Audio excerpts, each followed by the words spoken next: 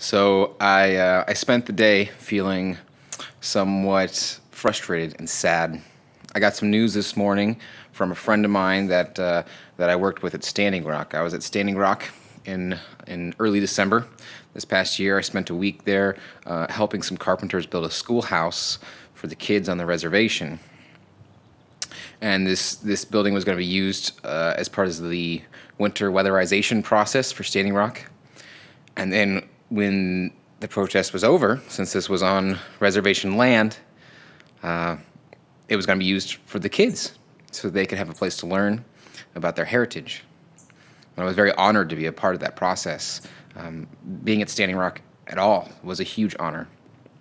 And this building was particularly special. And that building kept me alive. This schoolhouse kept me alive. I was living in my van when I was at Standing Rock, and we got hit with a blizzard.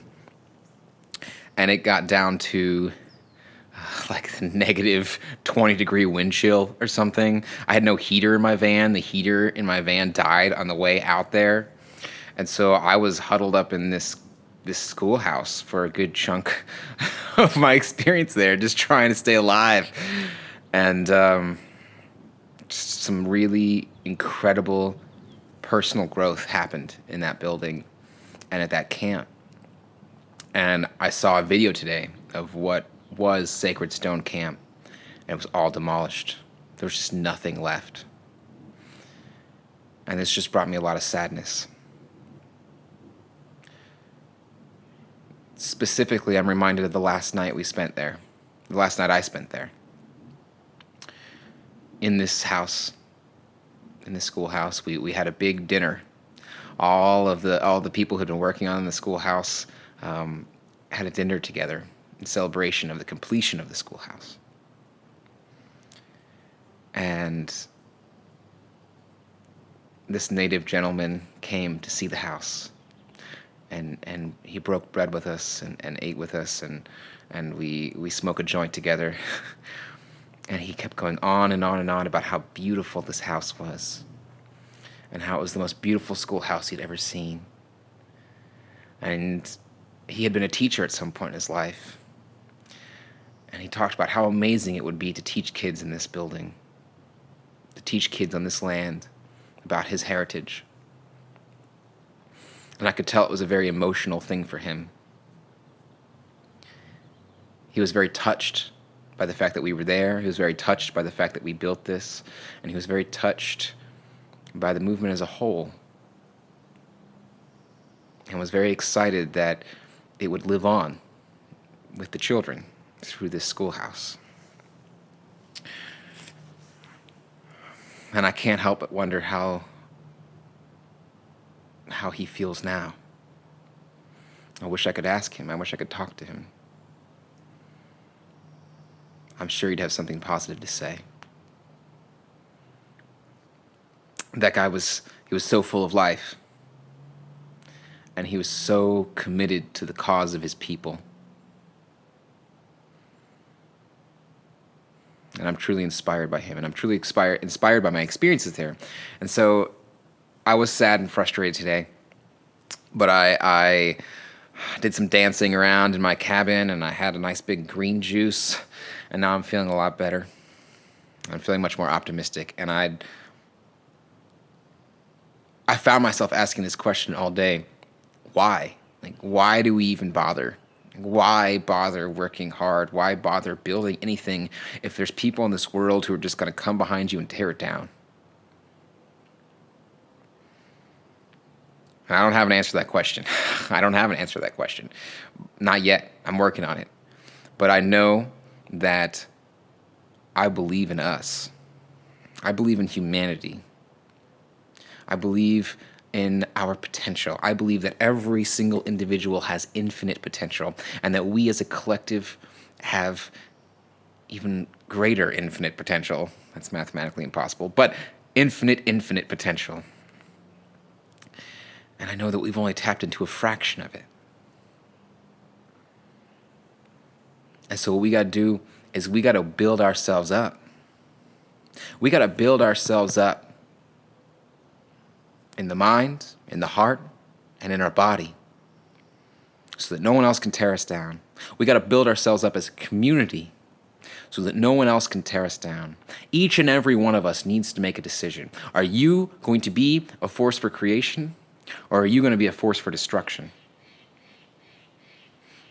Are you going to be one of these naysayers who goes around YouTube and just leaves shit comments telling people how awful they are? Are you going to be one of these people who just discourages people from reaching for their dreams because they don't think it's possible? Or are you going to be one of these people who just dismisses every movement of every people because you're just a cynic?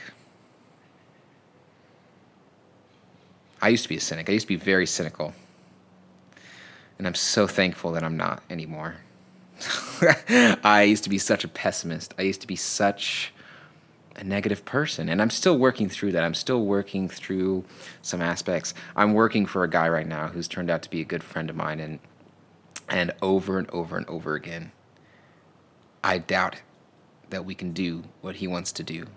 And over again, he proves me wrong. And I'm so thankful for that. I'm so thankful that he has proved me wrong so many times. Now, I've seen over and over again in the past year of my life how the impossible is possible. There's no such thing as impossible. The only limit that exists is the limit you create in your mind. So, I believe in us. I believe that we could be strong of mind, heart, and body, that we can be strong as a community, that we can work together to build a better world. And it starts by building a better me. I got to build a better me, because if I change myself, I change the world. If you change yourself, you change the world. And that's part of what I learned at Standing Rock.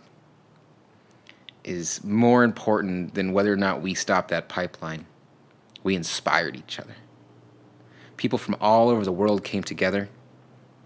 People from all over the country came there.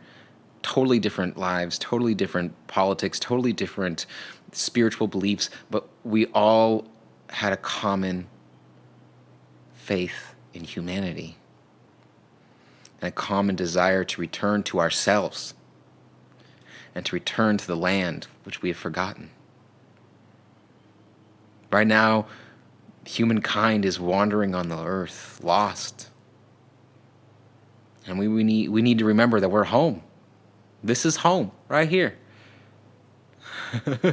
It's all home.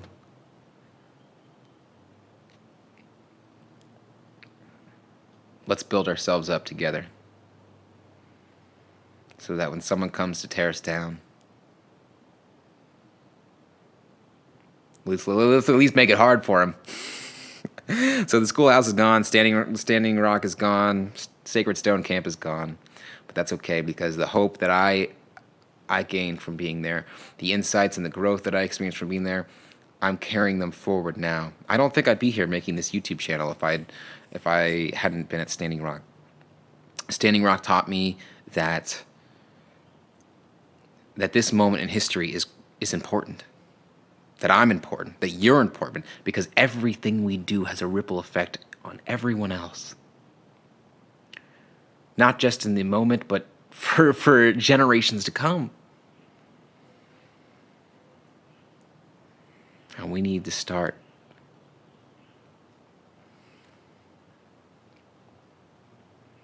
remembering our power, remembering who we are, and committing to being a force of creation rather than a force of destruction. And we can't let those who want to destroy bring us down. We must use them to make us stronger. I am stronger from Standing Rock. And I'm going to use that strength to help you and to change myself. Mini Wachoni.